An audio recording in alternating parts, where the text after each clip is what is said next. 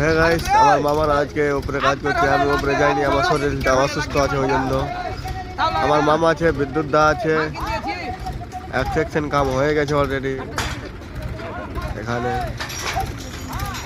এটা ঝাঁপিয়ে আবার হাবিস হচ্ছে। এটা হলো আমাদের নানা, এটা হলো আমাদের ম্যাচের নানা নাকি? ওখানে স্বপন দা আছে আর আরেকজন আছে, ওর নাম আমার জানা নেই ভালো করে। এখানে আবার মিস্ত্রি দাঁড়িয়ে আছে একটা, এটা হলো ফার্স্ট মিস্ত্রি আমাদের,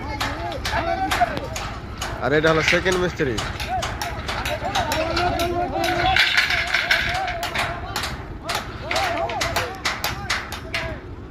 এখানে আমার মামারা আছে, এখন বর্তমানে ঝাঁপড়ি হাবিস হচ্ছে।